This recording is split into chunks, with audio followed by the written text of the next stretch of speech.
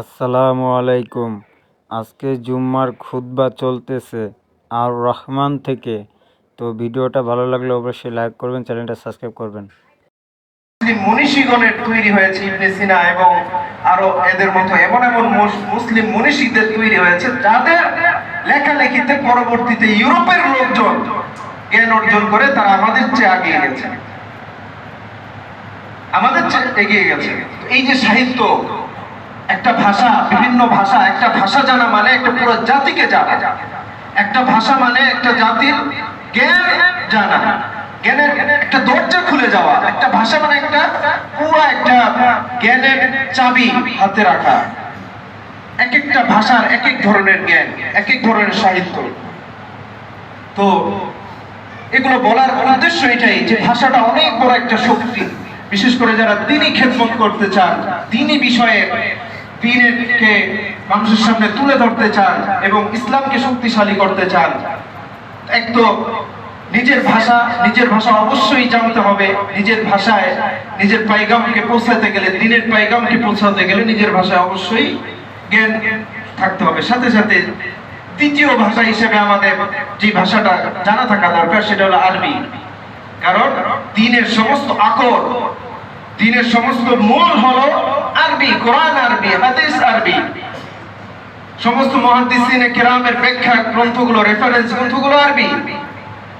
একটা হাদিসের ব্যাখ্যা জানবো, ওই যে তরজমা পড়ে, অনুবাদ করে আমি মনে করি আমি সব জেনে গেছি। এখন অনেক এরকম একটা ট্রেন্ড তৈরি হয়ে গেছে, মানুষ তরজমা পড়ে মনে করে সব জানে। পরে হুজুরকে এসে জিজ্ঞেস করে, আপনি কি এটা জানেন? এটা বলেন। আমি তো ওরকম তরজমায় পেয়েছি এটা। যদি মৌলিক রেফারেন্স বুকই না আমি করতে পারি, মৌলিক আসল কিতাবে যেটা লেখা আছে ওইটার তরজমা পড়ে তো আসলটা বোঝা যাবে না, এটা উপলব্ধি করা যাবে না, কিছুটা হয়তো জানা যাবে। তো এই কারণে মুসলমান, আমি বাংলা ভাষায় অবশ্যই আমার জানা পারদর্শী থাকতে হবে। দ্বিতীয়ত আরবি, তৃতীয়ত অন্যান্য যে সমস্ত ভাষা আছে। এখন তৃতীয়ত যে ভাষা আমার কাছে মনে হয় এবং অনেকেই বলবেন সেটা হলো ইংরেজি। ইংরেজি, কারণ সারা দুনিয়ার ভাষা হলো কি বলেন তো আপনারা? সারা দুনিয়ার ভাষা কি? যদি কোনো ভাষাকে বলা হয় সারা পৃথিবীর ভাষা, তাহলে সেটা হবে ইংরেজি। কারণ এটা কমন ভাষা, যেখানে যাবে।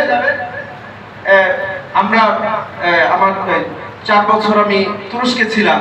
তো প্রথম যাওয়ার পরে যেই সরকারি ডরমিটরি ছিলাম, ওই ডরমিটরিতে মানে ছাত্ররা যেখানে থাকতো, দেখা গেছে এক টেবিলে আমরা বসছি, একজন হলো ইরাকের, একজন ইরানের, একজন আফ্রিকার থেকে আসছে, আরেকজন সেই মালয়েশিয়া থেকে আসছে। এখন সবাই বসছি এবং সবাই আন্তরিক, একজন আরেকজনের সম্পর্কে জানতে চাই, কৌতূহল থাকে যে তোমার দেশে কি, এটা কি। তো ওইটা মানে ওই মনের ভাব প্রকাশ করার মাধ্যম আর নাই একমাত্র ইংলিশ ছাড়া। কারণ কেউ কারো ভাষা জানে না, ইংলিশ আর যারা ধর্মীয় ভাবে জানে এরা আর না। তো এটা ইংলিশ একটা কমন ভাষা। তো সতর্ক নাগরিক হিসেবে আমাদের উচিত প্রথমত মাতৃভাষা, দ্বিতীয়ত মুসলিম হিসেবে আরবি ভাষা, তৃতীয়ত ইংরেজি ভাষা। তো এমন না যে ইংরেজি ভাষা এখন কালচার এরকম হয়ে গেছে যে ইংরেজি ভাষা একটা খুব গর্বের বিষয় হলো। কেউ 2-4টা ইংলিশ ওয়ার্ড বলতে পারলে, হ্যাঁ তো ভালো ইংলিশ পারে বা কথা বলতে পারলে, লিখতে ওই অহংকার করে নয়, অহংকার করে না। কারণ ভাষা এটা অহংকার কিছুই না। ভাষা এটা মনের ভাব প্রকাশ করার বিষয়। এমন ইংলিশে কথা যে ইউরোপ আমেরিকার অনেকে রাস্তায় বসে থাকে ভিক্ষুক, এরাও বলতে পারে, এরাও বলতে পারে। তো এটা অহংকারের কিছু নয়, বরং এটা খালেস নিয়ত নিয়ে যদি আমি দুনিয়ার দক্ষতা এবং জাগতিক দক্ষতা, ইংলিশ অনেক অনেক দরকারি। আপনি আমাদের অনেক লোক আরব দেশগুলো যায় না, কাজ করে, খাটাখাটনির কাজ করে, অনেক নিম্নমানের কাজও করে আমাদের দেশের লোকজন। তো এরা যদি এদেরকে যদি শুধুমাত্র একটা ভাষা, ইংরেজি ভাষা শিখিয়ে দেওয়া যেত, এদের অবস্থান অনেক অনেক উপরে উঠে যেত। তা আমাদের এই বাংলাদেশিদের যে অবস্থা আরব কান্ট্রিগুলোতে, এর চেয়ে ভারতীয় এবং শ্রীলঙ্কার, বিশেষ করে শ্রীলঙ্কার প্রায় 99% মানুষ ইংলিশে কথা বলতে পারে। যারা অশিক্ষিত তারাও পারে। একটা ভাষা, শুধুমাত্র একটা ভাষা জানার কারণে জীবিকার দরজা অনেক উপরে উঠে যায়। তো এটা তো আছে দুনিয়ার বিবেচনায়। আবার আখিরাতের বিবেচনায় যদি আমি আমার মেসেজটা ইংরেজি ভাষাভাষীকে আরেকজনকে পৌঁছে দিতেছে, আমাকে এই ভাষাটা জানতে হবে। তো সুতরাং এবং অন্য ভাষা শেখা যে দ্বীনের একটা অংশ, এই সম্পর্কে একটা সিরাত থেকে একটা হাদিস বলে আমি শেষ করে দিব। রাসূলের একজন অন্যতম সাহাবী যায়েদ বিন সাবিত মদিনায় যখন রাসূল আসলেন, সবাই বললেন যে তখন তার বয়স 11, পিচ্চি। সবাই বলতেছেন হুজুর এই পিচ্চি তো কোরআন পারে, অনেক ভালো পারে। তো রাসূল সাল্লাল্লাহু আলাইহি ওয়াসাল্লাম মনে করেছেন যে পারে হয়তো এক দুইটা সূরা পারে, ছোট মানুষ আর কয়টা কোরআন পারবে, মদিনায় তো আমরা মাত্র আসলাম। আল্লাহু আকবার কবীরা। রাসূলের সামনে আনা হলো যায়েদ বিন সাবিত, সে একটার পর একটা বড় বড় সূরা পড়া শুরু করলো। আল্লাহর হাবিব খুশি হয়ে গেলেন যে এতটুকু বাচ্চা, 11 বছর, হ্যাঁ, এই বাচ্চা কোরআন কারীমের বড় বড় সূরা পড়ে ফেলে। আল্লাহু আকবার কবীরা। এর অনেক ইতিহাস আছে, ওই ইতিহাসের দিকে যাব না, যে তিনি কতটা আগ্রহী ছিলেন। মদিনার রাস্তায় বসে থাকতেন যে কোন সময় আরবের ওই যে যারা কোরআনধারী তাদের কাফেলা আসবে, ওই কাফেলা থেকে এক দুইটা আয়াত মুখস্থ করবো, এইভাবে বসে থাকতেন ওই ছোট বয়সে।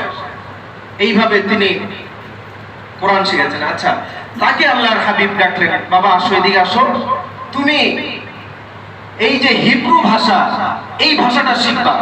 কারণ এই হিব্রু ভাষায় এই ইহুদি লোকরা তারা আমাদের দ্বীন সম্পর্কে বিভিন্ন মিথ্যাচার করে, বিভিন্ন কথা বলে, আমরা বুঝি না, এটা সঠিক উত্তরও দিতে পারি না। তুমি এই ভাষাটা শিখবা। সবার সামনে যখন বললেন, ওই সাহাবী বললেন যে আমি আনন্দ উৎফুল্ল হয়ে গেলাম, এবং আল্লাহর নবীর যে দোয়া, ওই দোয়ার বরকতে আমি মাত্র 15 দিনে পুরো হিব্রু ভাষা শিখে ফেললাম। এবং এরপরে যখনই আল্লাহর হাবিবের কাছে বাহির থেকে এই হিব্রু ভাষার চিঠি আসতো, বিভিন্ন রাজাদের কাছ থেকে অথবা বিভিন্ন সম্প্রদায়ের কাছ থেকে, আমাকে ডাকতেন। আমি খুশি, আমি অপেক্ষা করতাম যে কখন আল্লাহর হাবিবের এরকম চিঠি আসবে, আমি তর্জমা করে দিব। ইসলাম আমরা তো খুব সংকুচিত করে রাখছি যে ইসলাম খালি নামাজ পড়বো, রোজা রাখবো, মসজিদে আসবো, বাসায় যে রোজা রাখবো, তাসবিহ করবো, একটুই না। অনেক বিশাল। একজন মুসলমান পরিপূর্ণ সতর্ক একজন নাগরিক হবে। আল্লাহ তাআলা আমাদেরকে, আমাদের সন্তানদেরকে, আমাদের পুরো এই প্রজন্মকে আল্লাহ তাআলা ইসলামের জন্য কবুল করে নেন, সতর্ক নাগরিক বানায় নেন। এক একজন সন্তান ডাক্তার হবে, ইঞ্জিনিয়ার হবে, কিন্তু তার অন্তরে কোরআনের অগ্নি শিখা প্রজ্বলিত থাকে, যে আমি সুযোগ পেলেই কোরআনের দাওয়াত মানুষের কাছে পেশ করি, আমি সুযোগ পেলেই আমার দ্বীনের বরত্ব, আমার আল্লাহর বরত্ব, আমার রাসূলের সিরাত পেশ করব। কিন্তু আমরা ওটা তো পারি না। আমরা খালি মনে করি মাদ্রাসায় এসে যারা পড়বে এরাই মৌলবী, এরাই দ্বীনের কথা বলবে, আর আমাদের সন্তানরা খালি হাসপাতালে থাকবে, ইঞ্জিনিয়ার হবে, অন্যান্য কাজ করবে। মুসলমানের পরিবেশ এমন হবে না, বরং মুসলমানের প্রত্যেকটা সন্তান সে যায় যে কোনো কর্মস্থলেই থাকুক, সেখানেই সে দ্বীনের আলো প্রজ্বলিত করবে। আল্লাহ তাআলা আমাদেরকে সঠিকভাবে উপলব্ধি করার তৌফিক দান করেন। আল্লাহ তাআলা আমাদেরকে সঠিক মুসলমান হওয়ার তৌফিক দান করেন। আরেকটু যে কথা বলতে চেয়েছিলাম রমাজানুল মুবারকের কথা, সেটার ব্যাপারে ইনশাআল্লাহ আমরা আগামী জুমায় আলোচনা করব। তবে যেহেতু 1 সপ্তাহ মাত্র বাকি আছে, আমরা মানসিকভাবে প্রস্তুতি নিয়ে নেই। সেটা হলো, মানসিক প্রস্তুতিটা হলো এটা, গুনাহগুলো আমরা ছেড়ে দেই এবং আস্তে আস্তে ইবাদতের দিকে মনোনিবেশ করি। এবং রমজানের বিশেষ যে ইবাদতগুলো আছে, সেই ইবাদতগুলো করার যেন করতে পারি, আমার ওই কাজগুলো, দৈনন্দিন যে কাজগুলো, সেইগুলোকে শিডিউল করে ফেলি এখন থেকে। বিশেষ করে রোজাটা এবং দৈনিক কোরআনুল কারীমের তেলাওয়াত, তারাবির নামাজ, এই বিষয়গুলো এবং দান সদকা, এই বিষয়গুলো আমরা শিডিউল করে ফেলি এখন থেকে। আল্লাহ তাআলা আমাদের সকলকে তৌফিক দান করেন। যারা কাজ সুন্নাত পড়ে নেই,